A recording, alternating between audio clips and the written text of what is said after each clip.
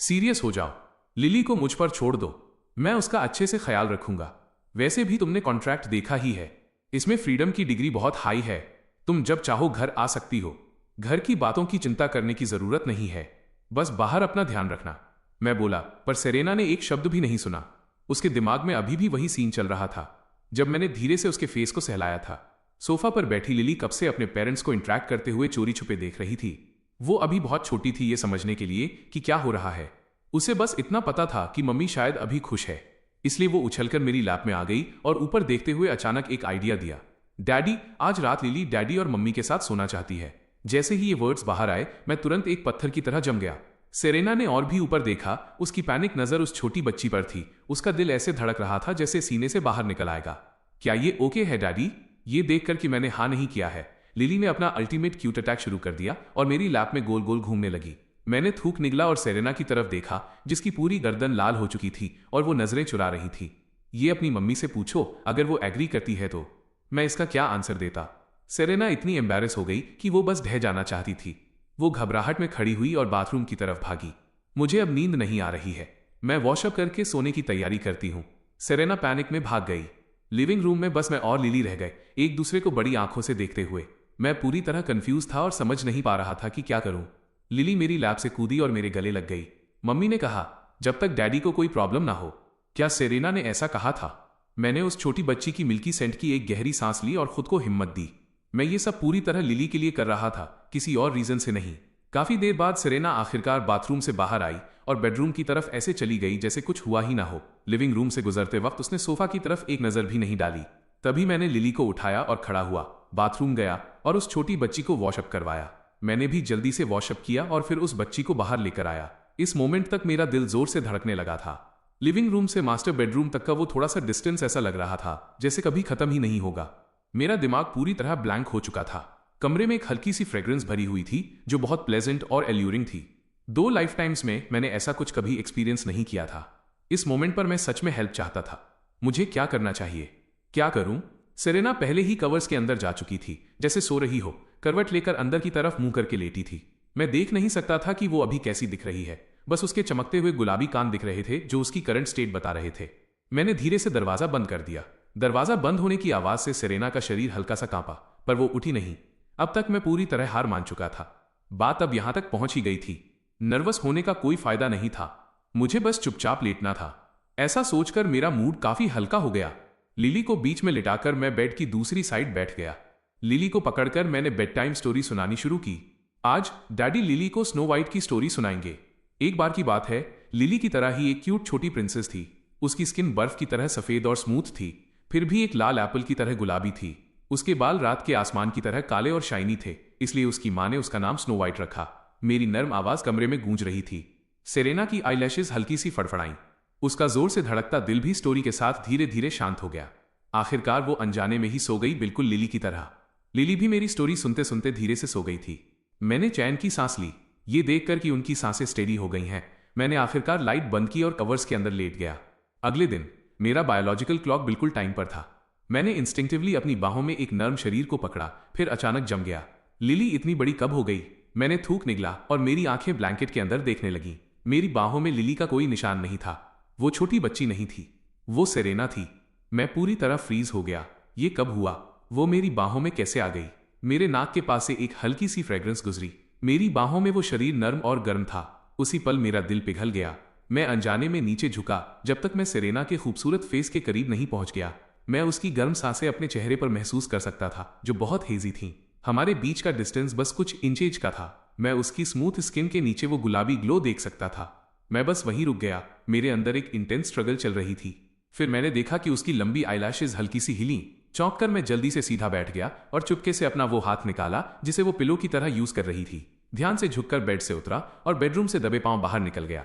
फिर वॉशअप करने बाथरूम चला गया। मेरा चेहरा हार से भरा था। इतनी सुबह सुबह, और ये मुझे अभी से टॉर्चर कर रहा था। मुझे नहीं पता था कि जिस मोमेंट मैंने बेडरूम छोड़ा, बेड पर लेटी सेरेना ने अपनी खूबसूरत आंखें खोली थीं और चैन की सांस ली थी। उसने अपने जलते हुए चेहरे को पकड़ा और कवर्स के नीचे छुप गई। किसी का सामना करने के लिए वो बहुत एम्बैरस थी। जिस मोमेंट में बैठा था, सेरेना पहले ही जाग चुकी थी। उसे नहीं पता था कि वो कब मेरी बाहों में पहुंच गई, यहां तक कि मेरा हाथ पिलो की तरह यूज कर रही थी। ये इतना एम्बैरेसिंग था जब तक उसने मेरी सांसें अपने फेस पर महसूस नहीं की। वो अंदर से थोड़ी पैनिक हो गई थी। वो क्या करने वाला था? क्या वो किस करने वाला था? उसे क्या करना चाहिए? सेरेना उस वक्त डर के मारे मरने वाली हो गई थी, पर उसने जागने की हिम्मत नहीं की और बस सोने का नाटक करती रही। शुक्र है कि मैं टाइम पर रुक गया, वरना वो सच में नहीं जानती थी कि मेरा सामना कैसे करेगी। पर जब मैं सच में चला गया तो उसे हल्की सी डिसअपॉइंटमेंट महसूस हुई। सेरेना को नहीं पता था कि वो तैयार है या नहीं। उसे बस इतना पता था कि उसका दिल उलझा हुआ है। काफी देर बाद कवर्स के अंदर लेटी सेरेना ने आखिरकार एक गहरी सांस ली। बस सब कुछ कुदरत पर छोड़ दो। वो सुबह 8 बजे तक वहीं लेटी रही। जब सेरेना ने बाहर दरवाजा खुलने की आवाज सुनी तो वो आखिरकार बेड से उठी, थोड़ा खुद को ठीक किया और कमरे से बाहर आई। मैं पहले ही किचन में ब्रेकफास्ट तैयार करने चला गया था। सेरेना को बाहर आते देखकर मेरे एक्सप्रेशन थोड़े ऑकवर्ड थे। जब मैंने उसे ग्रीट किया, तुम उठ गई। सेरेना के एक्सप्रेशन भी थोड़े ऑकवर्ड थे। हाँ, इतना कहकर वो वॉशअप करने के लिए बाथरूम में चली गई। मैंने ज्यादा नहीं सोचा और वापस मुड़कर ब्रेकफास्ट बनाने लगा। उम्मीद के उलट सेरेना बहुत जल्दी वॉशअप करके सीधे किचन में आ गई। लाओ, मैं तुम्हारी हेल्प करती हूँ।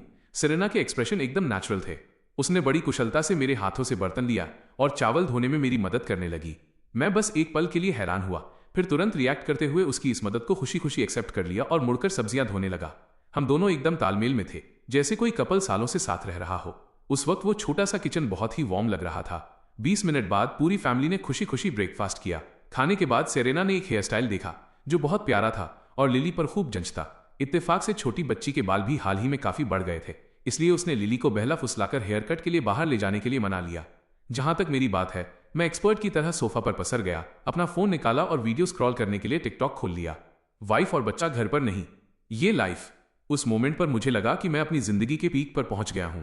मैंने अभी सिर्फ 2 वीडियो ही स्क्रॉल किए थे कि just want to be ordinary का ट्रेलर सामने आ गया। हार्मनी रिकॉर्ड्स की स्पीड वाकई काबिले तारीफ थी।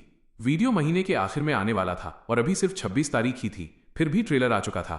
Just want to be ordinary का ट्रेलर बहुत सिंपल था। कुछ वीडियो क्लिप्स के साथ गाने की 2 लाइनें जो ऑडियंस की क्यूरियोसिटी जगाने के लिए काफी थीं। जैसे ही मैंने ट्रेलर वीडियो पर क्लिक किया, फोन से मेरी आवाज आई। अंधेरे में गिरते हुए, खाई में गिरते हुए, चेहरा कीचड़ से सना है बिना खुदाओं की महिमा के, अपने हाथों में उस साधारण चीज को कसकर थामे हुए। फिर 3 फायर फाइटर्स दिखाई दिए। उन्होंने आग की लपटों का सामना करते हुए फायर होस थामी हुई थी। चेहरे राख से सने थे और उनकी नजरें गजब की अड़िग थीं। वीडियो अचानक वहीं रुक गया। बस एक गहरी आवाज गूंजी, वे गुमनाम हैं, साधारण हैं, लेकिन हमारे दिलों में याद रखे जाने के लायक हैं। मैंने इसके बारे में सोचा, पर समझ नहीं पाया। रॉबर्ट लिन ने साफ कहा था कि वो बच्चों को लीड सिंगर के तौर पर यूज करेंगे। ट्रेलर में मेरी आवाज क्यों आई? खैर, इससे ट्रेलर की ऑनलाइन पॉपुलैरिटी पर कोई असर नहीं पड़ा। एक फुटेज, गाने की एक लाइन, एक दिल छू लेने वाला मैसेज। बहुत छोटा था पर दिलों को छूने के लिए काफी था। ट्रेलर को आए अभी सिर्फ 2 घंटे ही हुए थे और बड़े मीडिया आउटलेट्स इसे कवर करने के लिए होड़ मचा रहे थे। उन्होंने इस ट्रेलर को प्रमोट करने के लिए तरह तरह की हेडलाइंस का इस्तेमाल किया। साथ ही इसने बड़े ऑनलाइन इन्फ्लुएंसर्स का ध्यान भी खींचा। हर कोई जानता था कि एक बार फुल वर्जन रिलीज होने के बाद इसका क्रेज जबरदस्त होगा, इसलिए उन्होंने भी इसे शेयर करना शुरू कर दिया। बड़े इन्फ्लुएंसर्स के शेयर करने के बाद इस ट्रेलर की पॉपुलैरिटी और भी बढ़ती गई। कमेंट सेक्शन हर तरह के लोगों से भरा था जो अपने आसपास के साधारण लोगों के बारे में शेयर कर रहे थे। उसी वक्त दरवाजा खुलने की आवाज आई। मैंने अपना फोन नीचे रखा और दरवाजे की तरफ देखा। ये सेरेना थी जिसने लिली का हाथ पकड़ा हुआ था। हेयर कट से वापस आने के बाद लिली का नया हेयर स्टाइल देखकर मेरी आंखें चमक उठीं। छोटी बच्ची की 2 छोटी चोटियों को अब 2 छोटे बंस में रोल कर दिया गया था। सामने के पतले बाल उसकी भौहों तक पहुंच रहे थे। वो वाकई एक नन्ही परी लग रही थी, जैसे किसी परियों की कहानी की दुनिया से बाहर निकल कर आई हो। उसे देखकर मेरा दिल पिघल गया। मैंने जल्दी से दोनों हाथ आगे बढ़ाए। ये किसकी नन्ही परी है? जल्दी यहां आओ और डैडी को तुम्हें गोद लेने दो। छोटी बच्ची की आंखें मुस्कुराहट से झुक गईं, पर वो थोड़ी शर्मा गई और सेरेना के पीछे छिप गई, उसकी टांगों को पकड़कर अपना चेहरा उनमें छुपा लिया।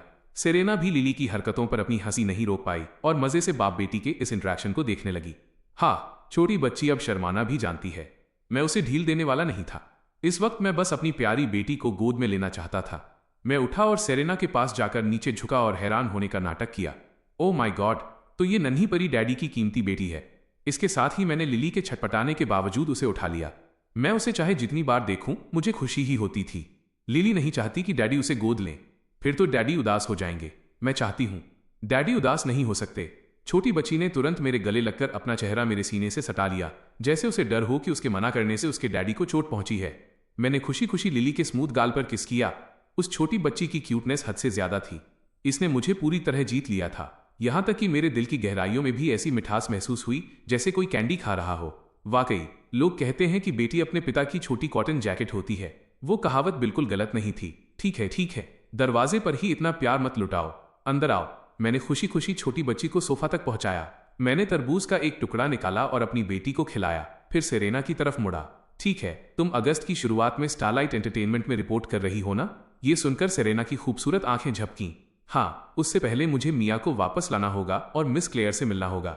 अगर उन्हें पता चला कि मैं कमबैक कर सकती हूँ तो वे बहुत खुश होंगे, सेरेना ने कहा। उसके चेहरे पर एक सच्ची मुस्कान थी। जब उसने पहले अचानक इंडस्ट्री छोड़ी थी तो उसे इन दो लोगों के प्रति सबसे ज्यादा गिल्ट महसूस हुआ था। अब भले ही अपने सपने के लिए ना सही, उसे उनके लिए कड़ी मेहनत करनी थी। मैंने गला साफ करते हुए सिर हिलाया और लिली के बालों को सहलाते हुए मन ही मन सोचने लगा कि मुझे सेरेना के लिए कौन सा गाना लिखना चाहिए। वापसी पर यह उसकी पहली लड़ाई थी। इसकी जीत शानदार होनी चाहिए थी। सेरेना की आवाज बेहतरीन थी, चाहे वो स्वीट गाने हों या सैड सॉन्ग्स, वो सब गा सकती थी। इतने सारे ऑप्शंस होने की वजह से मैं पल भर के लिए थोड़ा अनडिसाइडेड था। कुछ देर सोचने के बाद जब कोई नतीजा नहीं निकला तो मैंने कुछ और सोचा। ओह, सही कहा, चलो कुछ दिनों में एक कार खरीदते हैं। नहीं, 2 खरीदते हैं। लिली 1 महीने में किंडरगार्टन शुरू कर देगी। उसे छोड़ने और लेने जाने में आसानी होगी। साथ ही भले ही स्टारलाइट एंटरटेनमेंट आपको कंपनी कार प्रोवाइड करेगा, फिर भी आपको फ्री टाइम में बाहर जाने के लिए एक कार की जरूरत होगी। सेरेना ने एक पल के लिए सोचा और उसे भी लगा कि वे एक कार खरीद सकते हैं। पहले घर पर रहने और बाहर न जाने की वजह से कार न होना भी चल जाता था। कार हो या न हो, इससे ज्यादा फर्क नहीं पड़ता था। अब जबकि उसे अक्सर बाहर जाना होगा तो कार न होना वाकई असुविधाजनक था, लेकिन उसे चिंता थी कि मेरे पास पैसे कम न पड़ जाएं। आखिर पिछले 2 वीडियो की कमाई घर के लिए ढेर सारी चीजें खरीदने में खर्च हो गई थी। मैं एक ट्रिप पर भी गया था। उसे नहीं पता था कि कितने पैसे बचे हैं। भले ही जाने से पहले मैंने अपना बैंक कार्ड सेरेना के इंस्टाग्राम से लिंक कर दिया था। सेरेना को ठीक ठीक नहीं पता था कि उसमें कितने पैसे हैं। अब किंडरगार्टन भी आने वाला था तो वो एक और खर्च होने वाला था। कुछ सोचने के बाद सेरेना ने ऊपर देखा। उसकी आंखों में फिक्र साफ दिख रही थी। चलो बस एक ही खरीदते हैं। घर पर लिली को लाने और ले जाने के लिए तुम्हारे पास कार होगी तो आसानी रहेगी। मैं अभी के लिए बाहर कंपनी की कार इस्तेमाल कर लूंगी। मुझे शायद अभी इसकी जरूरत नहीं है। जब मैं कुछ पैसे कमा लूं तब हम कार खरीदने की बात कर सकते हैं, सेरेना ने सोचा। जब उसके गाने और एल्बम रिलीज होंगे और इनकम आएगी तब वे इन चीजों पर बात कर सकते हैं। ये सोचते ही सेरेना फिर से थोड़ी परेशान हो गई। उसे तो ये भी पक्का नहीं था कि उसके पास गाने के लिए गाने कब होंगे। हालांकि स्टारलाइट एंटरटेनमेंट के कॉन्ट्रैक्ट में टॉप टियर रिसोर्सेज की बात थी, लेकिन उसमें खुद के गाने लाने का भी एक क्लॉज था। उसे नहीं पता था कि मैंने कंपनी के साथ क्या नेगोशिएट किया है। उन्होंने टॉप टियर रिसोर्सेज तो दे दिए, पर गाने मिलने में उसकी मदद क्यों नहीं कर रहे? वो थोड़ी उलझन में थी। आखिर वो ज्यादा सॉन्ग राइटर्स को नहीं जानती थी। सॉन्ग राइटर्स के बारे में सोचते ही सेरेना अचानक ठिठक गई। फिर उसने मेरी तरफ देखा जो शांत बैठा था। उसे लगा कि इसे शायद गाने लिखना आता है। हालांकि उसे नहीं पता था कि उसने ये कब सीखा। टिकटॉक के 2 गानों में से एक तो मैंने सीधे लिली को गाना सिखाया था। मैं कार न खरीदने के पीछे की सेरेना की चिंता समझ गया। मैंने शांति से अपना हाथ हिलाया। चिंता मत करो, तुम्हें घर में पैसों की कमी के बारे में सोचने की जरूरत नहीं है। थोड़े दिन रुक जाओ, बस लहर आने दो। कुछ ही दिनों में पैसे आ जाएंगे। 30 जुलाई को संडे था। Just want to be ordinary MV ठीक सुबह 8 बजे लाइव हुआ। इसे हार्मनी रिकॉर्ड्स और 7 मेमोरीज अकाउंट के कोलैबोरेशन के तौर पर रिलीज किया गया था और नेशनल ब्रॉडकास्टिंग नेटवर्क ने कई डिपार्टमेंट्स के साथ मिलकर इसे शेयर किया। इसका लाइनअप वाकई बेमिसाल और ग्रैंड था। बेशक लाइनअप चाहे जितना भी बड़ा हो, ऑडियंस तो क्वालिटी ही देखना चाहती थी। अगर क्वालिटी स्टैंडर्ड के हिसाब से होगी तभी लोग सपोर्ट करेंगे। हालांकि आजकल ऑनलाइन एक बात बहुत चल रही थी, अगर 7 मेमोरीज ने इसे बनाया है तो ये पक्का मास्टरपीस होगा। भले ही मैंने सिर्फ 2 गाने पोस्ट किए थे, पर मैंने अनगिनत फैंस का दिल जीत लिया था। हर कोई मेरे कंपोज किए हुए गानों की क्वालिटी से खुश था। अब जब सबने देखा कि इस MV के लिरिक्स और म्यूजिक दोनों 7 मेमोरीज के हैं तो सबकी दिलचस्पी तुरंत बढ़ गई। ये रहस्यमयी आदमी जब भी कोई कदम उठाता है तो वो कमाल का ही होता है। इसलिए ऑडियंस इस MV को देखने के लिए टूट पड़ी। रिवरसाइड सिटी में अपने घर पर हम तीनों पहले ही सोफा पर बैठ चुके थे। मैंने अपने फोन की स्क्रीन टीवी पर कास्ट की और टिकटॉक खोला। सेरेना और लिली को अभी भी कुछ पता नहीं था। उन्हें बस इतना पता था कि मैंने आज सुबह उन्हें जल्दी बेड से उठा दिया है, ये कहकर कि मैं उन्हें कुछ अच्छा दिखाऊंगा, पर उन्हें नहीं पता था कि वो क्या है। MV ओपन होते ही पूरी फैमिली एक साथ टीवी की तरफ देखने लगी। जैसे ही MV की इमेज सामने आई, सेरेना और लिली दोनों खामोश हो गए। वे थोड़े हैरान थे।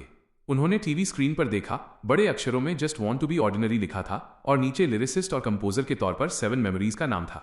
इसके अलावा ये MV पूरे 7 मिनट लंबा था। यहां तक कि मैं भी दंग रह गया। मुझे नहीं पता था कि उन्हें इतना लंबा रन टाइम कहां से मिला। रॉबर्ट लिन ने पहले मुझसे कांटेक्ट किया था और कंप्लीट वर्जन दिखाने की बात कही थी, पर मैं राजी नहीं हुआ था। मैं ये मोमेंट अपनी फैमिली के साथ शेयर करना चाहता था। इसके अलावा मुझे रॉबर्ट लिन की प्रोफेशनल स्किल्स पर पूरा भरोसा था। सेरेना मेरी तरफ मुड़ी, उसकी खूबसूरत आंखें चमक रही थीं। वो हैरान थी कि मैंने और भी म्यूजिक लिखा है और हार्मनी रिकॉर्ड्स के साथ कोलैबोरेट भी किया है। कितना अमेजिंग है। तो जब मैं पहले बाहर गया था तब मैंने इतना सब किया था और उसे पता तक नहीं चला। सेरेना ने अपनी नजरें वापस टीवी पर टिका दी। वो देखना चाहती थी कि आखिर मैं उनसे क्या छुपाकर कर रहा था। एमवी में टाइटल खत्म हुआ। स्क्रीन पर 10 साल के बच्चों का एक ग्रुप दिखा जो एनर्जी से भरा था। बच्चों ने मैचिंग ब्लैक टी शर्ट पहनी थी। उनके बीच में एक मिडिल एज्ड टीचर पियानो बजा रहे थे। पियानो की आवाज आई और कैमरा कट हुआ। पहले एक छोटी बच्ची का क्लोजअप दिखा जिसकी आंखें इमोशन से भरी थी। वो अपना हाथ आगे बढ़ा रही थी जैसे धीरे से किसी को बुला रही हो और उसने गाना शुरू किया। इमेज बदली। ऑरेंज यूनिफॉर्म में फायर फाइटर्स का एक ग्रुप दिखा। उनके चेहरे अडिग थे। वे रेस्क्यू का सामान ले जा रहे थे और अपने शरीर को पुल की तरह इस्तेमाल करके पानी के बीच से रास्ता बना रहे थे। कैमरा फिर से एक और छोटी बच्ची की तरफ मुड़ा। उसकी आंखें थोड़ी लाल थीं। उसका सिर झुका था और वो धीरे से फुसफुसा रही थी। उस छोटी बच्ची की इमेज धीरे धीरे फीकी पड़ने लगी और एक फैमिली में बदल गई जो टेबल के चारों तरफ बैठकर डंपलिंग्स खा रही थी और टीवी देख रही थी। जहां एक खुशी भरा रियूनियन होना चाहिए था वहां सन्नाटा था। सिर्फ दादी मेन सीट पर बैठी थी, अपने आंसू रोकते हुए टीवी को घूर रही थीं। टीवी पर उनके पोते की शहादत की खबर चल रही थी। 2 और छोटी बच्चियों की इमेज सामने आई, एक के बाद एक, जो धीरे धीरे गा रही थीं।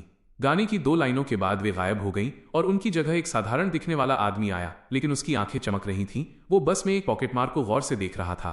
जैसे ही पॉकेटमार ने हाथ मारा उसने चोर को पकड़ लिया, लेकिन आसपास के लोग डर के मारे दूर हो गए और बस खामोश खड़े रहे।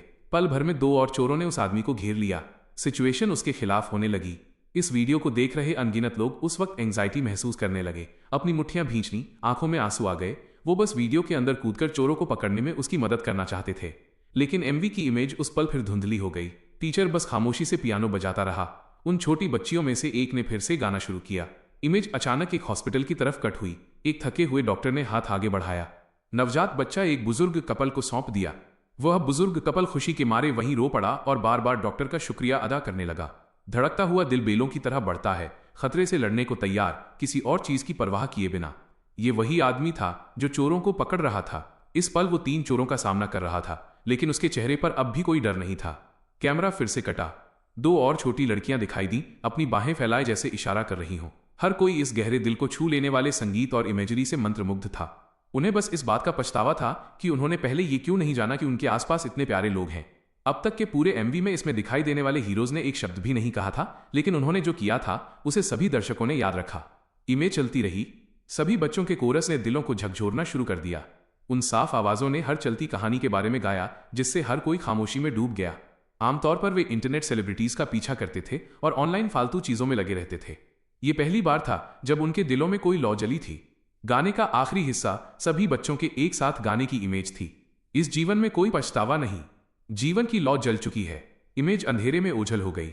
अचानक एक मेल वॉइस गूंजी, हम हीरो नहीं हैं, हम बस वही कर रहे हैं जो हमें करना चाहिए।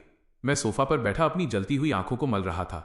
मैंने सोचा था कि यह वीडियो बहुत गहरा होगा, लेकिन मुझे उम्मीद नहीं थी कि यह इतना इमोशनल होगा। इस वीडियो ने अब तक एमवी देख रहे अनगिनत नेटिजन्स की आंखों में आंसू ला दिए थे और उन्हें सामूहिक रूप से भावुक कर दिया था। इस पल किसी को भी वीडियो की लंबाई की परवाह नहीं थी। वे बस खामोशी से देख रहे थे, खामोशी से दिल का दर्द महसूस कर रहे थे, खामोशी से आंसू बहा रहे थे।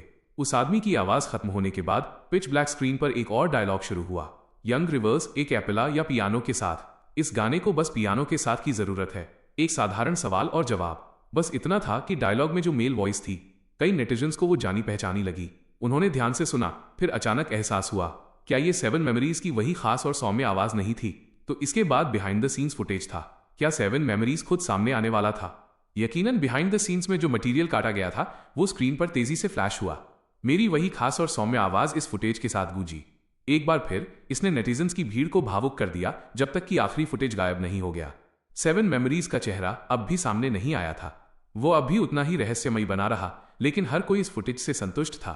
इस वीडियो का हर चेहरा हर किसी के दिल में गहराई से छप गया था। इसके बाद काफी समय तक वे आज जो देखा उसे भूल नहीं पाएंगे। ऑफिशियल वर्जन रिलीज होने के काफी समय बाद भी वहां एक भी लाइक नहीं था, एक भी कमेंट नहीं था। ऐसा लग रहा था जैसे हर कोई गायब हो गया हो। इस वक्त हार्मनी रिकॉर्ड्स के कॉन्फ्रेंस रूम में रॉबर्ट लिन अभी भी online real time data monitor कर रहे थे। उन्हें समझ नहीं आ रहा था, एक ही समय में 100 मिलियन से ज्यादा व्यूअर्स होने के बावजूद एक भी लाइक क्यों नहीं था? क्या ऐसा हो सकता है कि किसी को भी ये वीडियो पसंद नहीं आया? रॉबर्ट लिन थोड़े निराश थे। उन्होंने अपनी हल्की लाल आंखें पोंछी। उन्हें यह सिचुएशन एक्सेप्ट करना मुश्किल लग रहा था।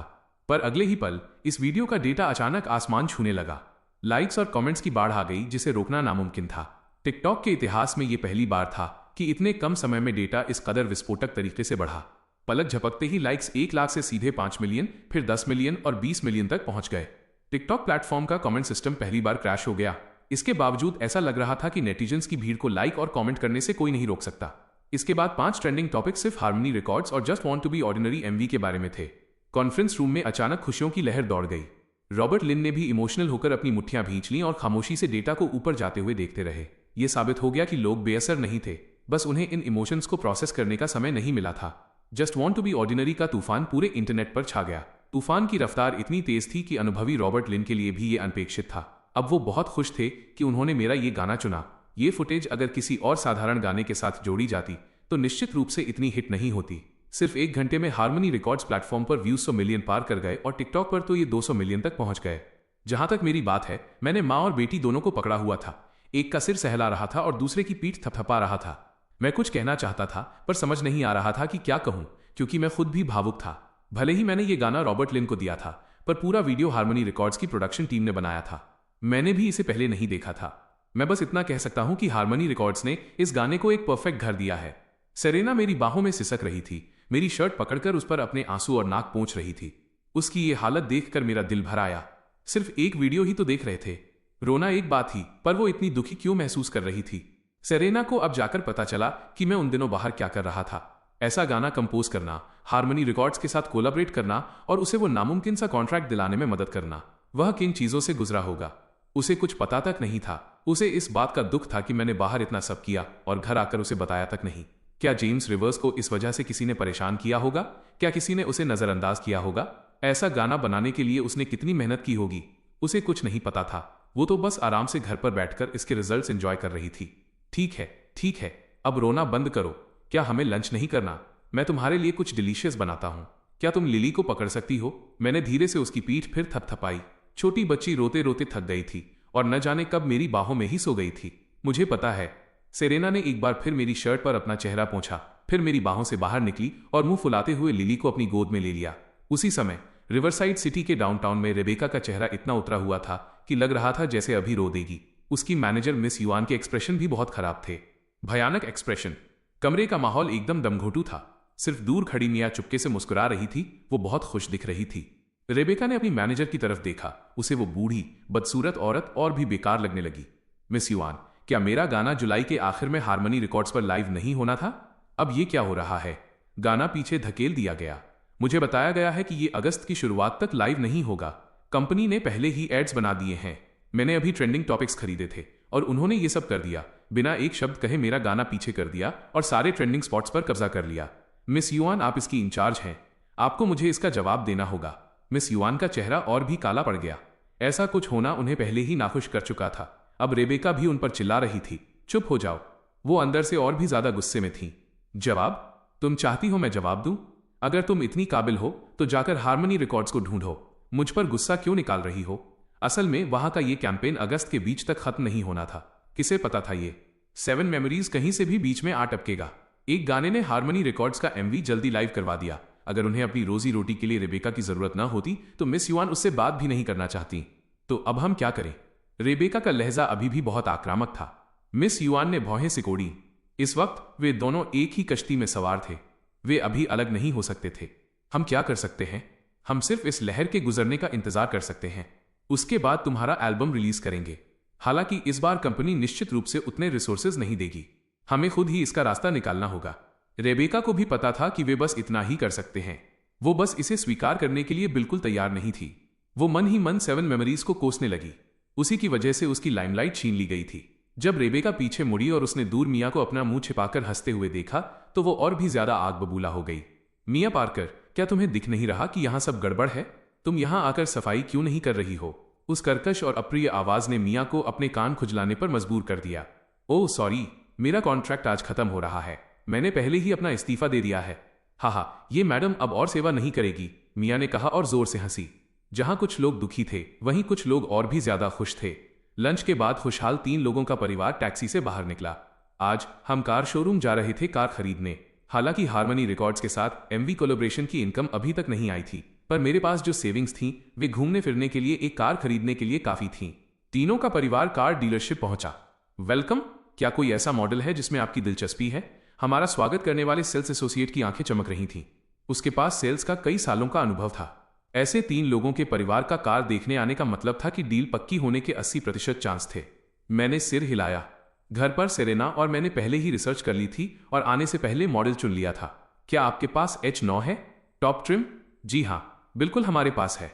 ये सुनकर कि मेरे पास वाकई वो मॉडल है जो मुझे चाहिए, सेल्समैन की आंखें और भी ज्यादा चमक उठी। H9 टॉप ट्रिम की ऑन रोड कीमत कम से कम $30,000 से ज्यादा थी। सर, हमारे पास H9 टॉप ट्रिम स्टॉक में है। मैंने दरियादिली से अपना बैंक कार्ड और ड्राइविंग लाइसेंस निकाला और सेल्समैन को थमा दिया। मैं यही लूंगा। कार्ड से फुल पेमेंट कर रहा हूं। डीलरशिप से निकलकर जब घर पहुंचे तो शाम के 5 बजे बज चुके थे। जैसे ही मैं घर पहुंचा, मुझे एंजेला का फोन आया। हेलो बड़े टैलेंट, बधाई हो। इस वक्त पूरा इंटरनेट उस एमवी और तुम्हारी खबरों से भरा पड़ा है। इस बार तुम वाकई फेमस हो गए हो। आपसी खुशी। मैं इतना फेमस नहीं होना चाहता। वैसे आपकी कंपनी को भी इससे काफी फायदा हुआ होगा, है ना? मैं मुस्कुराया। ये गाना स्टारलाइट एंटरटेनमेंट की तरफ से हार्मनी रिकॉर्ड्स को सबमिट किया गया था। उनकी कंपनी को निश्चित रूप से काफी फायदा हुआ था। ये फायदे शायद तुरंत दिखाई न दे, लेकिन बाद में धीरे धीरे नजर आएंगे। अगर हार्मनी रिकॉर्ड्स के पास भविष्य में कुछ भी अच्छा होगा तो वे सबसे पहले उन्हीं के बारे में सोचेंगे। ये सब तुम्हारी वजह से है, बड़े टैलेंट। चलो काम की बात करते हैं। सेरेना रजिस्ट्रेशन के लिए कब आ रही है? दूसरी तरफ से एंजेला ने एक बार मुझे छेड़ा, फिर मुस्कुराए हुए पूछा। मैंने सोफा पर बैठी सेरेना की तरफ देखा, जो अनजान बनने का नाटक कर रही थी, पर चोरी छिपे मेरी बातें सुन रही थी, और मुस्कुराया। कुछ ही दिनों में, ज्यादा से ज्यादा 3 तारीख तक। घर पर अभी कुछ काम है, उन्हें निपटाने के बाद वो आएगी। ठीक है, फिर मैं यहां सम्मान के साथ उसके आने का इंतजार करूंगी। एंजेला अंदर से बहुत क्यूरियस थी कि आखिर वो महिला कैसी होगी जिसके लिए मैं इतनी भाग दौड़ कर रहा था। उसकी पर्सनैलिटी कैसी होगी? अगले दिन सेरेना मिया और मिस क्लेयर को ढूंढने निकली। कल वो उन्हें साथ लेकर स्टारलाइट एंटरटेनमेंट जाने वाली थी। उसने मिया को कॉल करने से पहले सेलेस्टियल ब्यूटी एंटरटेनमेंट बिल्डिंग के पास कार रोकी। वो उसे सरप्राइज देना चाहती थी। फोन तुरंत उठा लिया गया। सेरेना के चेहरे पर मुस्कान आ गई। उसकी आवाज भी काफी चहक रही थी। मिया, गेस करो मैं कहां हूं? मिया अपने रेंटल रूम में अपना सामान पैक कर रही थी। जॉब छोड़ने के बाद वो अपने होम टाउन जाने की प्लानिंग कर रही थी। उसने पहले ही तय कर लिया था कि अगर ये जगह उसे नहीं अपनाएगी तो कोई दूसरी जगह जरूर होगी। सेरेना, अगर तुम घर पर नहीं हो तो और कहां हो सकती हो? पागल लड़की, मैं तुम्हारी कंपनी के नीचे हूं। जल्दी नीचे आओ, मुझे तुमसे कुछ कहना है। तो 1 मिनट रुको सेरेना, मैं अभी नीचे आती हूं। मिया अचानक थोड़ी घबरा गई। सेरेना उसकी कंपनी में क्यों आई थी? उसे पल भर के लिए समझ नहीं आया कि वो सेरेना को अपनी जॉब छोड़ने और घर वापस जाने के बारे में कैसे बताए। कुछ ही देर में वो हांफती हुई नीचे भाग कर आई। सेरेना! मिया की आंखें चमक उठीं और वो तेजी से सेरेना के पास पहुंची। सेरेना, तुमने कार खरीदी? मिया ने सेरेना के पास खड़ी ब्रांड न्यू कार को देखा। उसका चेहरा यकीन न करने जैसा था। क्या उस आदमी ने वाकई सेरेना के लिए कार खरीदी? क्या वो सेरेना के साथ बुरा बर्ताव नहीं करता था? सेरेना मुस्कुराई और सिर हिलाते हुए मिया का हाथ थाम लिया। हाँ, आज ही खरीदी है। मुझे आज तुमसे कुछ जरूरी बात करनी है। क्या तुम फ्री हो? सेरेना की आंखें थोड़ी मुड़ी हुई थीं और उसके चेहरे पर खुशी साफ दिख रही थी। तभी मिया ने नोटिस किया कि इस बार सेरेना पिछली मुलाकात से थोड़ी अलग लग रही थी। उसकी स्किन बहुत स्मूथ थी, चेहरा थोड़ा भरा हुआ था और उसका रंग साफ तौर पर काफी बेहतर था। सबसे जरूरी बात यह थी कि उसका कॉन्फिडेंस वापस आता दिख रहा था। सेरेना, मैं फ्री हूं, बहुत फ्री हूं। जो भी बात है बस मुझे बताओ। मिया, वापस आ जाओ और मेरी असिस्टेंट बनो। चलो मिस क्लेयर को भी कॉल करते हैं। मैं कम बैक करने वाली हूं। मिया सुन रह गई। उसे अपने कानों पर यकीन नहीं हो रहा था। काफी देर बाद वो होश में आई। सच में सेरेना, तुम मुझसे मजाक तो नहीं कर रही? तुम वाकई कम बैक करने वाली हो? सच में? सेरेना ने पक्का जवाब दिया। मुझे पता था, किस्मत कभी किसी का रास्ता पूरी तरह बंद नहीं करती। हा, सेरेना, क्या इत्तेफाक है, मैंने अभी अभी अपनी जॉब छोड़ी है। ओ, हम फिर से साथ हो सकते हैं। मिया, क्या तुम्हें पता है मिस क्लेयर कहाँ है? चलो अभी उन्हें ढूंढते हैं। मुझे पता है, इस वक्त वो पक्का चिंगपू डिस्ट्रिक्ट पीपल्स हॉस्पिटल में अपनी मां की देखभाल कर रही होंगी। काम के 4 घंटों को छोड़कर मिस क्लेयर हर रोज वहीं होती हैं। ठीक है, तो फिर अभी चलते हैं। सेरेना ने वक्त बर्बाद नहीं किया। उसने सीधे मिया को कार में बैठने के लिए कहा। वे दोनों हॉस्पिटल की तरफ चल पड़े। कार में मिया ने क्यूरियोसिटी के साथ पूछा, सेरेना, तुम कमबैक कर रही हो? क्या उसे पता है? सेरेना ने सिर हिलाया। उसके होठों के कोने अनजाने में थोड़े मुड़ गए। उसे पता है, इस कमबैक के लिए कॉन्ट्रैक्ट नेगोशिएट करने वही गया था। और तो और, ये कार भी उसने ही मेरे लिए खरीदी है। मिया का मुंह खुला का खुला रह गया। उसे यकीन नहीं हुआ और वो चिल्लाई, उसने तुम्हारे लिए कॉन्ट्रैक्ट नेगोशिएट किया? ये कैसे मुमकिन है? बाइक! सेरेना, तुम मुझसे मजाक तो नहीं कर रही? सेरेना ने बहुत सीरियस होकर सिर हिलाया। यह सच है। उसने मेरे लिए स्टारलाइट एंटरटेनमेंट का कॉन्ट्रैक्ट नेगोशिएट किया है, और वो भी टॉप टियर वाला। मिया को समझ नहीं आ रहा था कि क्या कहे। उसे ये बात हजम नहीं हो रही थी कि जेम्स रिवर्स जैसा कोई इंसान टॉप टियर कॉन्ट्रैक्ट कैसे नेगोशिएट कर सकता है। सेरेना ने देखा कि मिया कोई जवाब नहीं दे रही है, तो उसने जेम्स रिवर्स के बारे में बात जारी रखी। वो अब मेरे साथ बहुत अच्छा बर्ताव करता है, अब उसके प्रति वैसा एटीट्यूड मत रखना, ठीक है? सेरेना, अपने हस्बैंड को लेकर इतनी प्रोटेक्टिव, मुझे बहुत जलन हो रही है, ऐसी जलन जिसका कोई इलाज नहीं। मिया ने बात खींचते हुए सेरेना को चिढ़ाया। सेरेना का खूबसूरत चेहरा अचानक गुलाबी हो गया, पर उसने कोई पलटवार नहीं किया। हॉस्पिटल पहुंचकर सेरेना ने दिल में घबराहट लिए दरवाजा खटखटाया। जैसे ही उसने मिस क्लेयर को देखा, वो लगभग रो पड़ी। मिस क्लेयर के कभी घने काले रहे बालों में अब सफेद धारियां थीं। उनका कभी खूबसूरत रहा चेहरा अब मुरझाया हुआ और बहुत थका हुआ लग रहा था। उन्होंने पुराने और धुले हुए कपड़े पहने थे। वो वैसी ही लग रही थीं जैसी सेरेना पहले लगा करती थी। सेरेना को देखकर मिस क्लेयर पूरी तरह जम गई और उसे टकटकी लगाकर देखने लगी। सेरेना को समझ नहीं आ रहा था कि क्या कहे। दोनों एक दूसरे के सामने थे, पल भर के लिए निशब्द। मिया ही थी जो पहले अंदर दौड़ी और मिस क्लेयर का हाथ थाम लिया। मिस क्लेयर, मैं और सेरेना आपसे मिलने आए हैं। आपकी माँ कैसी हैं? तभी मिस क्लेयर ने थोड़े घबराते हुए रिएक्ट किया। उनके हाथ आपस में रगड़ रहे थे। तुम यहाँ हो, तुमने मुझे पहले क्यों नहीं बताया? मुझे देखो जरा, कैसी हालत बना रखी है। सेरेना, अंदर आओ और बैठो। मैंने अभी अभी मम्मी को बहला फुसलाकर सुलाया है। वो अब काफी बेहतर है, अच्छे से खा पी रही हैं। बस एक और सर्जरी की जरूरत है और वो बिल्कुल ठीक हो जाएंगी। अपनी माँ का जिक्र करते ही मिस क्लेयर के चेहरे पर हल्की सी मुस्कान आ गई। हालांकि उस मुस्कान में अभी भी कड़वाहट की एक झलक थी। वो पूरी तरह से थक चुकी थी। उन पर अभी भी बाहर का $1,00,000 से ज्यादा का कर्ज था। उन्होंने अपने सभी रिश्तेदारों और दोस्तों से उधार ले लिया था। अगली सर्जरी के लिए वो पैसे कहां से लाएंगी? सेरेना हॉस्पिटल के कमरे में अंदर आई और बैठ गई। उसने अपना सिर झुका लिया और किसी गलती करने वाले बच्चे की तरह अपने होंठ चबाने लगी। अब उसकी हिम्मत मिस क्लेयर की तरफ देखने की नहीं हो रही थी। मिया ने मिस क्लेयर का हाथ थपथपाया। उसकी नजर सेरेना की तरफ थी। मिस क्लेयर ने भी सेरेना की तरफ देखा, बहुत गौर से। कुछ पल बाद उनके चेहरे पर एक सेटिस्फाइड मुस्कान आई। वो चलकर आई और उसके पास बैठ गईं। उसका हाथ थाम लिया। सेरेना, मुझे बहुत खुशी है कि तुम मुझसे मिलने आई। तुम्हें अब इस हाल में देखकर मुझे और भी ज्यादा खुशी हो रही है। इसका मतलब है कि तुम अपनी जिंदगी अच्छे से जी रही हो। जब मैंने तुम्हें पहले रोकने की कोशिश की थी, तो वो भी तुम्हारी भलाई के लिए ही था। इसे अपने दिल में मत रखना। Miss clear, I am sorry. Serena अब खुद को रोक नहीं पाई। वो मिस क्लेयर की बाहों में समा गई और उसके आंसू बारिश की तरह गिरने लगे। मिस क्लेयर ने धीरे से सेरेना की पीठ थपथपाई और प्यार से बोली, माफी मांगने की कोई जरूरत नहीं है। कौन सी मां अपने बच्चे को दोष देती है? मैं वाकई तुम्हें अपनी बेटी मानती हूं। अब रोना बंद करो, और रोगी तो बदसूरत हो जाओगी। सेरेना एक अनाथ थी, लेकिन कॉलेज से ग्रेजुएट होने के बाद से मिस क्लेयर ही हमेशा उसका ख्याल रखती आई थी। जब वो गुमनाम थी, वहां से लेकर सिंगिंग कंपटीशन में हिस्सा लेने और फेमस होने तक, और फिर इंडस्ट्री छोड़ने तक, मिस क्लेयर हमेशा उसके साथ थी। मिस क्लेयर ने उसे कदम दर कदम बड़े होते देखा था। इसलिए जब उसने उस साल अचानक इंडस्ट्री छोड़ी, तो सबसे ज्यादा दुख उसे नहीं बल्कि मिस क्लेयर को हुआ था। मिस क्लेयर बस धीरे धीरे सेरेना को दिलासा देती रही, जब तक कि उसके सारे आंसू खत्म नहीं हो गए। जब उसने अपनी लाल और सूजी हुई आंखों से ऊपर देखा, तब मिस क्लेयर ने उसे देखकर एक प्यारी सी मुस्कान दी। सेरेना ने अपने होंठ भींचे। मिस क्लेयर, मैं कमबैक करने वाली हूं। क्या फिर से मेरी मैनेजर बनेंगी? सेरेना की बात सुनकर मिस क्लेयर ठिठक गईं। फिर उन्होंने अपनी खूबसूरत भौहें सिकोड़ी और कमबैक की बात को किनारे रखते हुए पूछा, तुम्हारे बच्चे का क्या? क्या तुम मिया के मुकाबले उस जेम्स रिवर्स पर भरोसा करके बच्ची को उसके पास छोड़ पाओगी?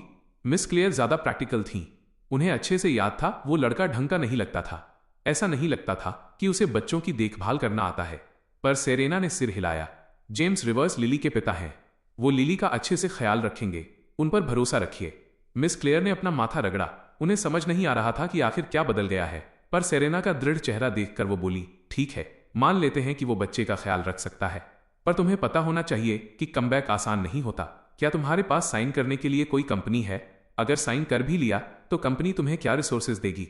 मिस क्लेयर, आप खुद देख लीजिए, ये स्टारलाइट एंटरटेनमेंट का कॉन्ट्रैक्ट है। सेरेना ने जल्दी से अपने बैग से कॉन्ट्रैक्ट निकाला और मिस क्लेयर को थमा दिया, जैसे उसे डर हो कि अगर वो एक पल की भी देरी करेगी तो वे यकीन नहीं करेंगी। कॉन्ट्रैक्ट देखकर मिस क्लेयर रुकी। वो स्टारलाइट एंटरटेनमेंट था, अमेरिका की बिग 3 कंपनियों में से एक। ठीक है, मुझे देखने दो। इतना कहकर मिस क्लेयर ने कॉन्ट्रैक्ट लिया और उसे बहुत ध्यान से पढ़ा। फिर वो जितना ज्यादा पढ़ती गईं, उतनी ही हैरान होती गईं। आखिर तक पहुंचते पहुंचते उनके हाथ हल्के से कांपने लगे थे। ये किस तरह का जादुई कॉन्ट्रैक्ट था? क्या सेरेना ने स्टारलाइट एंटरटेनमेंट के बॉस को किडनैप कर लिया था? ये एंटरटेनमेंट कंपनी के लिए पूरी तरह से एक तरफा कॉन्ट्रैक्ट था। इसमें कई क्लॉज तो ऐसे थे जैसे सेरेना ने स्टारलाइट एंटरटेनमेंट पर अपनी शर्तें थोपी हों। जैसे कि top tier resources, unlimited freedom और सिर्फ 2 साल का कॉन्ट्रैक्ट। मिस क्लेयर ने अचानक ऊपर देखा। क्या ये सच है? ये सच है मिस क्लेयर? देखिए, इस पर स्टारलाइट एंटरटेनमेंट की सील भी लगी है। ये नकली कैसे हो सकता है? चलो सेरेना, मुझे सच सच बताओ, तुम्हें ये कॉन्ट्रैक्ट कैसे मिला? ये देखकर कि मिस क्लेयर को आखिरकार यकीन हो गया है, सेरेना ने राहत की सांस ली। उसका चेहरा हल्का लाल हो गया। जेम्स रिवर्स मेट्रो सिटी गए थे और मेरे लिए ये लेकर आए। उन्होंने स्टारलाइट एंटरटेनमेंट के लिए एक गाना लिखा है। James reverse? मिस क्लेयर को अपने कानों पर यकीन नहीं हो रहा था। जेम्स रिवर्स ने सेरेना के लिए कॉन्ट्रैक्ट नेगोशिएट किया और म्यूजिक भी लिखा। क्या यह मजाक था? दुनिया वाकई एक अजीब जगह थी। सेरेना, मुझे यकीन न करने के लिए दोष मत देना। क्या उसे म्यूजिक लिखना आता है? अगर आता भी है तो ऐसा कौन सा गाना होगा जो इस तरह के कॉन्ट्रैक्ट के लायक हो? सेरेना, कहीं तुम धोखे में तो नहीं हो? मिस क्लेयर, जेम्स रिवर्स वाकई म्यूजिक लिखते हैं। ये देखकर कि मिस क्लेयर को यकीन नहीं हो रहा, सेरेना ने जल्दी से अपना फोन निकाला और टिकटॉक ओपन किया। उसने 7 मेमोरीज अकाउंट खोलकर मिस क्लेयर के सामने कर दिया। मिस क्लेयर ने आधे अधूरे मन से फोन लिया। यहां तक कि पास बैठी मिया भी देखने के लिए झुक गई। उसे भी यकीन नहीं था कि वो आदमी म्यूजिक लिख सकता है। पर अगले ही पल, ओ माय गॉड, 100 मिलियन से ज्यादा लाइक्स, मिया चिल्लाई। फिर वो शर्मिंदगी में थोड़ा पीछे हटकर मुस्कुराई। ये हॉस्पिटल का कमरा था। इतनी जोर से चिल्लाने से मरीजों को परेशानी होती। मिस क्लेयर भी दंग रह गई। कौन सा वीडियो था जिस पर 100 मिलियन से ज्यादा लाइक्स थे? फिर उन्होंने अकाउंट का नाम देखा, 7 मेमोरीज, और उसके पीछे हारमनी रिकॉर्ड्स के साथ कोलैबोरेशन। 7 memories, harmony records. तो ये बात थी। मिस क्लेयर को वीडियो खोलने की जरूरत भी नहीं पड़ी क्योंकि वे सब पहले ही ये वीडियो देख चुके थे। मिस क्लेयर ने हैरानी में ऊपर देखा। 7 मेमोरीज ही जेम्स रिवर्स है। मिया भी पास में अचरज से चिल्लाई, पर इस बार उसने अपनी आवाज धीमी रखी। 7 मेमोरीज को देखो। इस वक्त पूरे इंटरनेट पर सबसे रहस्यमयी और सबसे ज्यादा पॉपुलर इंसान। सही कहा, उसका सरनेम भी रिवर्स ही है। उन दोनों की हैरानी देखकर सेरेना फिर से शर्मा गई। उसे पहचान मिलने पर वो भी बहुत खुश थी। उसने गंभीरता से कहा, रिवर्स 7 मेमोरीज, उसकी बेटी का पूरा नाम। ओ माय गॉड, एक इतना बड़ा खिलाड़ी हमारे पास ही था तो पहले वो शेर की खाल में लोमड़ी बनकर नाटक कर रहा था। कितना चिढ़ाने वाला है। मिस क्लेयर भी अब होश में आ गई थी। उन्होंने ऊपर देखा और सेरेना को फोन वापस किया। उनके हाव भाव थोड़े उलझे हुए थे। सेरेना अपनी जिंदगी अच्छी तरह जी पाएगी और उसका फ्यूचर ब्राइट होगा, इस बात से वो बहुत खुश थी। बस सेरेना, तुम्हारी जैसी कंडीशंस हैं, तुम निश्चित रूप से मुझसे बेहतर मैनेजर ढूंढ सकती हो। मुझे इसमें से बाहर ही रहने दो। नहीं मिस क्लेयर। क्यों? क्या आप मुझे अब और नहीं चाहती? मिया और सेरेना दोनों एक साथ बोल पड़ी। सेरेना का चेहरा शिकायतों से भर गया था। मिस क्लेयर ने एक ठंडी सांस ली और हॉस्पिटल के कमरे की तरफ देखा। तुम मेरी सिचुएशन देख सकती हो। मेरी मां को देखभाल की जरूरत है। मैं वाकई उन्हें छोड़कर नहीं जा सकती। आप एक केयर टेकर रख सकती हैं। टेक्नोलॉजी अब इतनी एडवांस हो गई है कि आप कहीं से भी रिमोटली चेक कर सकती हैं, मिया ने सीधे शब्दों में कहा। सेरेना भी उम्मीद भरी नजरों से मिस क्लेयर को देखने लगी। मिस क्लेयर परेशान लग रही थीं। वो भला कैसे नहीं जानती थी कि वो केयर टेकर रख सकती हैं, पर उनकी मौजूदा फाइनेंशियल सिचुएशन ऐसी थी कि वो ये सब कैसे अफोर्ड कर पाती। इसके अलावा सेरेना के साथ इस तरह जुड़कर वो सिर्फ उन पर बोझ ही बनती। सेरेना, अब मुझे और मत मनाओ। मैं अपनी मां के पास ही रहना चाहती हूं। तुम दोनों जाओ। मिस क्लेयर ने मुंह फेर लिया। सेरेना, तुम्हें इतने अच्छे मौके की कद्र करनी चाहिए। फ्यूचर में अब कभी भी इतनी इंपल्सिव मत होना। मिस क्लेयर ने सेरेना के बालों को सहलाया और खुद को पत्थर बना लिया ताकि उसकी तरफ दोबारा देख भी न सकें। सेरेना ने अपना होंठ काट लिया। उसे समझ नहीं आ रहा था कि मिस क्लेयर उसके साथ क्यों नहीं जाना चाहती। वो उम्मीद लेकर आई थी और मायूसी लेकर लौटी। पूरे रास्ते सेरेना और मिया दोनों खामोश रहे। सेरेना ने मिया को छोड़ा और फिर अकेले घर चली आई। दरवाजा खुला। मैं लिली के साथ गेम्स खेल रहा था। सेरेना को देखकर मैं ठिठक गया। वो रो रही थी। क्या हुआ? क्या सब कुछ स्मूथली हो गया? जब भी डाउट हो पूछ लेना चाहिए। मैंने सीधे पूछ लिया। सेरेना ने मुंह फुलाया और सोफा पर बैठ गई। मुझे देखते ही उसे लगा जैसे उसे सहारा मिल गया हो और उसे फिर से रोना आने लगा। मिस क्लेयर मेरे साथ नहीं आएंगी। क्यों? मैंने अपना सिर खुजाया। मेरी यादों में तो वो सख्त औरत सेरेना को बहुत प्यार करती थी। मुझे हैरानी हुई कि वो राजी क्यों नहीं हुई। सेरेना ने आज हॉस्पिटल में जो कुछ देखा और सुना था वो सब मुझे बताया। उसने बड़े दुख के साथ मुझे सब कह सुनाया। मैं चुपचाप सुनता रहा। सब सुनने के बाद मैंने एक पल सोचा और सिर हिलाया। अब मैं समझा, तुम सच में बुद्धू डमी हो। घर पर रहो और लिली का ध्यान रखो। मैं जरा बाहर जा रहा हूं। तुम कहां जा रहे हो? सेरेना ने मुंह फुला लिया। उसका चेहरा नाखुशी से भरा था। मुझे नहीं पता था कि वो इसलिए दुखी थी क्योंकि मैंने उसे बुद्धू कहा या इसलिए क्योंकि मैं इस वक्त उसके पास नहीं रुक रहा था। मैं तुम्हारे लिए किसी जरूरी इंसान को वापस लेने जा रहा हूं बुद्धू। मैं सबसे पहले एक होम केयर एजेंसी गया, फिर उस हॉस्पिटल पहुंचा जिसका जिक्र सेरेना ने किया था। मैं सीधे मिस क्लेयर को ढूंढने नहीं गया बल्कि पहले डॉक्टर से मिला। डॉक्टर से मैंने मिस क्लेयर की मां की स्पेसिफिक कंडीशन के बारे में जानकारी ली, फिर इनपेशेंट वार्ड की तरफ गया और रूम नंबर 302 पहुंचा। कमरे के बाहर मैंने खुद को संभाला, अपने एक्सप्रेशन थोड़े कोल्ड रखने की कोशिश की और दरवाजे पर धीरे से कुछ बार नॉक किया। अंदर से कदमों की आवाज आई। एक पल बाद दरवाजा खुला। मिस क्लेयर, जिनकी आंखें थोड़ी लाल थीं, मेरे सामने थीं। मुझे देखकर वो हैरान रह गईं। उन्हें समझ नहीं आया कि मैं यहाँ क्यों आया हूँ। मिस क्लेयर, क्या आप मुझे पहले अंदर आने का न्योता नहीं देंगी? मेरी आवाज शांत थी। मिस क्लेयर ने कुछ नहीं कहा, पर वो एक तरफ हट गईं और मुझे कमरे में आने दिया। क्लेयर, क्या ये तुम्हारा दोस्त है? जैसे ही मैं हॉस्पिटल के कमरे में दाखिल हुआ, मैंने एक बुजुर्ग महिला को देखा जिनके बाल सफेद हो रहे थे और गाल धसे हुए थे। वो बेड पर बैठी थी। मिस क्लेयर के जवाब देने से पहले ही मैं तेजी से बेड के पास पहुंचा और उनकी मां का हाथ थाम लिया। आंटी, मेरी वाइफ मिस क्लेयर की सहेली है। मेरी वाइफ पहले एक बार आई थी, पर उस वक्त आप सो रही थी, इसलिए उसने आपको डिस्टर्ब करना ठीक नहीं समझा। तो तुम क्लेयर के दोस्त हो नौजवान। तुम बहुत दयालु हो कि मेरी क्लेयर के तुम जैसे दोस्त हैं। ये उसकी खुशकिस्मती है। मिस क्लेयर की मां ने धीरे से मेरा हाथ थपथपाया। उनका चेहरा ममता से भरा था। बस उनका वो कमजोर शरीर देखकर दिल दहल जाता था। आंटी, आप क्या कह रही हैं? हमारी खुशकिस्मती है कि मिस क्लेयर हमारी दोस्त हैं। मेरी वाइफ तो घर पर रोज यही बात करती है कि मिस क्लेयर कितनी महान है। सुन सुनकर मेरे कान पक गए हैं। बस दुख इस बात का है कि इस बार जिस काम के लिए मेरी वाइफ चाहती है कि मिस क्लेयर उसके साथ चलें, वो आंटी की सेहत की वजह से नहीं जा रही हैं।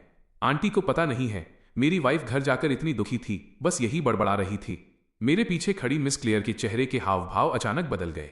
तो सेरेना ने इसे मनाने के लिए भेजा है। कौन सा काम? क्लेयर, क्या बात है? मिस क्लेयर की मां को अपनी बेटी के काम के बारे में ज्यादा पता नहीं था। मेरी बात सुनकर उनकी भौहें तुरंत सिकुड़ गईं। मम्मी, इसकी बकवास मत सुनिए। ऐसा कोई काम नहीं है। मेरा काम ठीक चल रहा है। मिस क्लेयर ने मुझे घूरते हुए अपनी मां को समझाने की कोशिश की। हालांकि मिस क्लेयर की मां करीब 70 साल की थीं, पर वो बेवकूफ नहीं थीं। वो समझ गईं कि पक्का उनकी वजह से उनकी बेटी के काम पर असर पड़ रहा है। उन्होंने तुरंत मेरे दोनों हाथों को कसकर पकड़ लिया और पूछा, नौजवान, क्लेयर ने आप सबको परेशान किया है। यह लड़की बहुत जिद्दी है। मुझे बताओ, कौन सा काम है? मैंने मिस क्लेयर की तरफ देखते हुए थोड़ा परेशान होने का नाटक किया। फिर कहा, आंटी देखिए, मेरी इस जुबान को कुछ भी छिपाकर नहीं रख पाती। असल में इस काम में ट्रैवलिंग ज्यादा है। प्लान तो ये था कि आंटी का ख्याल रखने के लिए एक केयर टेकर रख लिया जाए, पर मिस क्लेयर इसके लिए कंफर्टेबल नहीं है। वो खुद आंटी का ध्यान रखना चाहती हैं। क्लेयर, तुम पागल बच्ची, तुमने मम्मी को ऐसी बात क्यों नहीं बताई? अगर काम के लिए तुम्हें बाहर जाना है तो जाओ। मिस क्लेयर की मां ने मेरी बात सुनकर अपनी बेटी की तरफ देखा। मम्मी, मिस क्लेयर घबरा गई थी। वो मन ही मन मुझे और भी ज्यादा कोस रही थी। ये सच था कि वो यहां रहकर अपनी मां का ख्याल रखना चाहती थी, पर असल वजह यह भी थी कि उनके पास जाने का रास्ता नहीं था। वह केयरटेकर रखने के लिए पैसे कहां से लाती? अगली सर्जरी के पैसे ही उन्हें खोखला कर रहे थे। मिस क्लेयर, चलिए बाहर चलकर बात करते हैं। मेरे एक्सप्रेशन अब भी शांत थे, जैसे मैं मिस क्लेयर की गुस्से वाली नजरों को पूरी तरह नजरअंदाज कर रहा हूं। मैंने मिस क्लेयर की मां का हाथ थामकर फिर से प्यार से कहा, आंटी, फिक्र मत कीजिए, मुझे बस मिस क्लेयर से एक पल बात करनी है। इतना कहकर मैं खड़ा हुआ और हॉस्पिटल रूम से बाहर निकल गया। मिस क्लेयर ने अपने दांत पीसे अपनी मां की तरफ देखा, फिर मेरे पीछे बाहर आ गई। गैलरी में मिस क्लेयर ने ऊपर देखते हुए मुझे घूरा। आखिर तुम चाहते क्या हो? बस मुझे एक बुरा इंसान समझ लीजिए। मैं बस सेरेना को दुखी नहीं देखना चाहता। ओह, सही कहा। मैंने आंटी की अगली सर्जरी की पेमेंट कर दी है। मैंने एक केयरटेकर का भी अरेंजमेंट कर दिया है। ये रहा फोन नंबर। आप खुद अपनी पसंद का इंसान चुन सकती हैं। मैंने शांति से जवाब दिया। हमारे बीच की हाइट के फर्क की वजह से ऐसा लग रहा था जैसे मैं थोड़ा नीचे झुककर देख रहा हूं। जेम्स रिवर्स, क्या तुम मुझे खैरात दे रहे हो? मिस क्लेयर गुस्से में हंसी। आप ज्यादा सोच रही हैं। ये एक लोन है। इसे बाद में उस सैलरी से काट लिया जाएगा जो सेरेना आपको देगी। आप और मिया, इस बार सेरेना आप लोगों को सीधे हायर कर रही है। इसका स्टारलाइट एंटरटेनमेंट से कोई लेना देना नहीं है। मुझे परवाह नहीं कि वो आपको कितना पे करती है। वैसे भी ये मेरा पैसा है, आपको मुझे वापस करना होगा। मेरा एटीट्यूड पूरी तरह से एक बदमाश रोग जैसा था। वैसे भी सर्जरी और केयरटेकर के पैसे मैं दे चुका हूं, वे रिफंड भी नहीं करेंगे। अब आप आगे क्या करती हैं, इससे मेरा कोई मतलब नहीं। अपनी बात खत्म करने के बाद मैंने मिस क्लेयर को रिएक्ट करने का मौका नहीं दिया। मैं मुड़ा और तेजी से एग्जिट की तरफ चल दिया। जेम्स रिवर्स, सेरेना को मत बताना। जब मैं दरवाजे तक पहुंचने वाला था, पीछे से मिस क्लेयर की आवाज आई। मैं मुड़ा नहीं, बस हाथ हिला दिया। मिस क्लेयर बस मेरे जाते हुए फिगर को देखती रहीं। उनके एक्सप्रेशन काफी उलझे हुए थे। यहां मैं अभी घर पहुंचा ही था। जब सेरेना क्यूरियोसिटी के साथ मेरे पास आई तो मैंने जानबूझकर नोटिस नहीं किया और खुशी खुशी लिली को उठा लिया। लिली आज रात क्या खाना चाहती है? सेरेना के एक्सप्रेशन पूरी तरह जम गए। उसने यकीन न करने वाली नजरों से देखा जब मैं उसके पास से गुजर गया। डैडी जो भी कुक करते हैं मुझे सब पसंद है। छोटी बच्ची वाकई मक्खन लगाना जानती थी। उसने कहा, और इस बात पर बिल्कुल ध्यान नहीं दिया कि उसकी मम्मी का चेहरा अब उतर चुका है। ग्रेट, तो डैडी अभी कुक करने जाते हैं। इतना कहकर मैंने उस बच्ची के गाल पर किस किया और किचन की तरफ बढ़ गया। जेम्स रिवर्स, मैं अब गुस्सा हूं। सेरेना ने मुंह फुला लिया, उसका चेहरा शिकायतों से भरा था। ये इंसान उसे फिर से इग्नोर कर रहा था। क्या उसे नहीं पता कि वो घर पर कितनी बेचैनी से इंतजार कर रही थी? क्या बात है? मैं पीछे मुड़ा। मेरे मासूम एक्सप्रेशन ने सेरेना को और भी गुस्सा दिला दिया। जब वो गया था तो उसने प्यार से उसे बुद्धू, डमी कहा था। अब जब वो वापस आया है तो अनजान बन रहा है। वो जितना सोचती उतना ही उसे गुस्सा आता। सेरेना सोफा पर धप से बैठ गई, हाथ मोड़ लिए और दूसरी तरफ मुंह कर लिया। मेरी तरफ अब और नहीं देख रही थी। वो छोटा सा गुस्सा देखने लायक था। मैं मुस्कुराया और तय किया कि अब उसे और नहीं चिढ़ाऊंगा। कल जब तुम जाओगी तो अपने गुस्से के साथ उन 2 वफादार बॉडीगार्ड्स को ले जाना मत भूलना। अगर तुम उनके बिना बाहर गई तो लोग तुम्हें परेशान करके मार डालेंगे। सेरेना अचानक पीछे मुड़ी, उसकी आंखें चमक रही थीं। उसके मूड बदलने की स्पीड ने मुझे भी हैरान कर दिया। मिस क्लेयर मान गई? आपको क्या लगता है? ठीक है, मुझे कुक करने जाना है। प्लीज मुझे डिस्टर्ब मत करो। जेम्स रिवर्स, आपने ये कैसे किया? आखिर तक सेरेना मुझसे ये नहीं उगलवा पाई कि मैंने ये कैसे किया। जब भी वो पूछती मैं अनजान बन जाता, पर इससे उसकी उन चमकती आंखों पर कोई फर्क नहीं पड़ा जिनसे वो मुझे देख रही थी। जब से जेम्स रिवर्स बदला था, ऐसा लग रहा था कि कोई ऐसा काम नहीं है जो वो नहीं कर सकता, कर भी नहीं सकता था। मैंने शांति से सेरेना की उस तारीफ भरी नजरों का आनंद लिया। अब मैं एक बड़ा खिलाड़ी, बिग शॉट था। जो प्रॉब्लम पैसे से सॉल्व हो सके वो प्रॉब्लम ही नहीं थी। हार्मनी रिकॉर्ड्स के कोलैबोरेशन वाली इनकम ने मेरा वॉलेट इतना भारी कर दिया था कि उसका वर्णन करना मुश्किल था। जहां तक मिस क्लेयर की सिचुएशन की बात है, सेरेना के बताने के बाद मैंने पहले ही वजह गेस कर ली थी। जब किसी के पास खाने तक के लिए पैसे ना हो तो वो सपनों का पीछा करने के लिए आपके पीछे कैसे आ सकता है। अगली सुबह जल्दी ही सेरेना उठ गई थी। आज मैं भी बहुत कम ही जॉगिंग के लिए बाहर गया था। हम दोनों ने किचन में तालमेल के साथ काम किया और साथ में ब्रेकफास्ट बनाया। सेरेना का सामान पहले ही पैक होकर लिविंग रूम में रखा था। लिली अभी सो रही थी। उसका इरादा लिली के जागने तक रुकने का नहीं था। उसे डर था कि तब वो खुद को संभाल नहीं पाएगी। ब्रेकफास्ट जल्दी बन गया। सेरेना खामोशी से ब्रेकफास्ट करने लगी। मैं उसके पास बैठा बीच बीच में बातें करता रहा। हम एक साधारण परिवार की तरह लग रहे थे। वाइफ काम के लिए दूर जाने वाली थी और हस्बैंड उसे हिदायतें दे रहा था। वहां पहुंचकर अक्सर कॉल करना याद रखना, वरना लिली तुम्हें मिस करेगी। मैंने वहां बता दिया है कि तुम आज पहुंच रही हो। मेट्रो सिटी भी ज्यादा दूर नहीं है। जब भी टाइम मिले वापस आ जाना। अगर बाहर कुछ भी होता है तो मुझे बताना याद रखना। बुद्धू बनकर सब कुछ अंदर ही मत दबा लेना। सेरेना दलिया खाते हुए मेरी बातें सुन रही थी। अचानक उसका दिल थोड़ा खाली खाली सा महसूस करने लगा। वो घर छोड़ने में थोड़ी हिचकिचा रही थी। सेरेना ने वो खाना बहुत धीरे धीरे खाया। जब दलिया लगभग खत्म होने वाला था और उसका फोन बजा, तब भी वो ख्यालों में खोई थी। जब मैंने उसे याद दिलाया तब उसने रिएक्ट किया और फोन उठाया। हेलो सेरेना, मैं पूरी तरह तैयार हूं। मिस क्लेयर मेरे साथ हैं। तुम कब आ रही हो? मैं बस थोड़ी देर में पहुंचती हूं। सब लोग थोड़ा और इंतजार करें। ठीक है, फिर मेरे घर के नीचे मिलते हैं। नो शो नो गो। मैंने सामान की तरफ देखा। जाने का वक्त हो गया है। लोगों को इंतजार मत करवाओ। सेरेना ने सिर हिलाया। पहले मैं लिली को एक बार देख लूं, फिर मैं निकलती हूं। दूसरी तरफ मेट्रो सिटी की स्टारलाइट एंटरटेनमेंट बिल्डिंग में एंजेला ऑफिस जल्दी पहुंच गई थी। बस आज काम में उसका मन नहीं लग रहा था। मुश्किल से दोपहर हुई। टाइम कैलकुलेट करके एंजेला बिल्डिंग के एंट्रेंस पर नीचे गई। उस आदमी की वाइफ आज पहुंचने वाली थी। वो देखना चाहती थी कि आखिर वो कैसी इंसान है, वो वाइफ जिसे वो इतना प्यार करता है। उसने बस थोड़ी ही देर इंतजार किया था कि एंजेला ने रिवरसाइड सिटी की नंबर प्लेट वाली एक कार देखी। वो बिल्डिंग के सामने पार्किंग लॉट में आकर रुकी। एंजेला ने अपनी आंखें सिकोड़ी और गौर से देखा। कार से 3 लोग बाहर निकले, एक जवान और चुलबुली लड़की जो बिना रुके बातें कर रही थी, एक बड़ी उम्र की औरत जिसके बाल सफेद थे और जो काफी शांत और गंभीर लग रही थी। सेरेना की इन 2 सहेलियों को देखकर उसे लगा कि सेरेना की पर्सनालिटी पक्का बहुत अच्छी होगी। उसने अपनी नजर बीच में चल रही महिला पर टिकानी शुरू की। एक ओवल फेस जिसका रंग गुलाबी था, बादाम जैसी आंखें जो पानी की तरह चंचल थीं।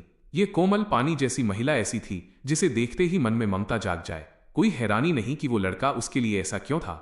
एंजेला ने खुद को संभाला और तेजी से पास पहुंची। हेलो, तुम जरूर सेरेना होगी। मैं स्टारलाइट एंटरटेनमेंट की डिप्टी HR डायरेक्टर हूं, एंजेला लिन। स्टारलाइट एंटरटेनमेंट की तरफ से मैं हमारे साथ जुड़ने के लिए तुम्हारा स्वागत करती हूं। एंजेला मुस्कुराई और हाथ आगे बढ़ाया। उसकी आंखें सीधे सेरेना को देख रही थीं। हेलो, मैं सेरेना हूं। सेरेना की आवाज बहुत कोमल थी। ऐसी लड़की? उस बेवकूफ जेम्स रिवर्स ने इसे पहले कैसे फंसा लिया होगा? उस प्रोफेशनल महिला ने मन ही मन सोचा। उसकी आंखों में थोड़ी जटिलता भी थी। पक्का कोई ऐसा ही इंसान होगा जिसने उस वक्त के बेकार जेम्स रिवर्स को चुना होगा। तो चलिए, मैं पहले आपको यहाँ का टूर करवा देती हूँ। आखिर आपको अगले 2 साल यहीं काम करना है। आप जितना जल्दी यहाँ से वाकिफ हो जाएंगी उतना ही अच्छा होगा। टूर के बाद मैं आपको आर्टिस्ट अपार्टमेंट कॉम्प्लेक्स ले जाऊंगी। पूरा ग्रुप एंजेला के पीछे बिल्डिंग के अंदर चला गया। पूरे रास्ते मिया पूरी तरह से हैरान थी। ये जगह रिवरसाइड सिटी की सेलेस्टियल ब्यूटी एंटरटेनमेंट ब्रांच से कहीं ज्यादा आलीशान थी। इसके अलावा यहाँ आप किसी भी पल उन स्टार्स को देख सकते थे जो अक्सर ट्रेंडिंग टॉपिक्स में रहते थे। ये सेलेस्टियल ब्यूटी ब्रांच से बिल्कुल भी कंपेयर नहीं किया जा सकता था। आपको पता होना चाहिए कि रिवरसाइड सिटी में रेबेका जैसी सेकंड टियर सिंगर का ही काफी रुतबा था। एंजेला उन्हें लिफ्ट में ले गई और सीधे 11वीं मंजिल पर पहुंची, उन्हें बड़े उत्साह से हर चीज इंट्रोड्यूस करवाते हुए। इस दौरान कई लोगों ने एंजेला को ग्रीट किया। उन सबके चेहरों पर एक अजीब सी चापलूसी वाले एक्सप्रेशन थे। जब उन्होंने सेरेना को देखा तो वो काफी क्यूरियस थे। उनकी आंखों में साफ तौर पर जलन दिख रही थी। उसे समझ नहीं आ रहा था, क्या एंजेला सिर्फ डिप्टी एचआर डायरेक्टर नहीं थी? क्यों हर कोई उसे ऐसे एक्सप्रेशन के साथ देख रहा था? और तो और सेरेना को जो चीज सबसे ज्यादा हैरान कर रही थी वो ये थी कि उसने एक कम बालों वाले मिडिल एज्ड आदमी को देखा जिसने एचआर डायरेक्टर का बैज पहना हुआ था। वो खुद रुककर एंजेला को ग्रीट कर रहा था और यहां तक कि उसे भी ग्रीट किया। सेरेना थोड़ी सम्मानित महसूस कर रही थी और उसने रिस्पॉन्ड किया। विक्टर जंग नाम के इस डायरेक्टर का स्वभाव कितना अच्छा था, वो उसके प्रति भी इतना पोलाइट था। आपको पता होना चाहिए कि सेलेस्टियल ब्यूटी ब्रांच में वहां का कोई भी लीडर लोगों से मिलता था तो उसकी नाक हमेशा आसमान पर रहती थी। तभी एंजेला गैलरी के आखिर में रुकी। उसने सामने एक लाउंज रूम की तरफ इशारा किया और सेरेना से कहा, अब से ये तुम्हारा प्राइवेट लाउंज होगा। आमतौर पर जब कंपनी में तुम्हारा कोई शेड्यूल नहीं होगा तो फ्री होने पर तुम यहां आराम कर सकती हो। सेरेना ने ऊपर देखा। उसने देखा कि इस लाउंज रूम का दरवाजा मजबूती से बंद था। वहां एक कीपैड लॉक लगा था और नेम प्लेट पर वाकई उसका नाम लिखा था। एंजेला ने पासकोड प्रेस किया और सेरेना को वो कोड्स इंट्रोड्यूस करवाए। शुरुआती पासकोड 6 × 6 6,66,666 है। तुम बाद में पासकोड बदल सकती हो। हो गया, अंदर जाओ और अपना लाउंज देखो। दरवाजा खुला, सब लोग अंदर गए। मिया सबसे पहले चिल्लाई, वाह, ओ माय गॉड, ये लाउंज तो बहुत बड़ा है और इसकी सजावट कितनी आलीशान है। मिस क्लेयर के थोड़े शांत रहने के अलावा सेरेना भी हैरान रह गई। उसने इतना आलीशान लाउंज कभी नहीं देखा था। एंजेला ने उनके हैरान चेहरों को देखा और मुस्कुराई। हर किसी को ये ट्रीटमेंट नहीं मिलता। टॉप टियर रिसोर्सेज का मतलब है कि लाउंज भी कुदरती तौर पर टॉप टियर ही होना चाहिए।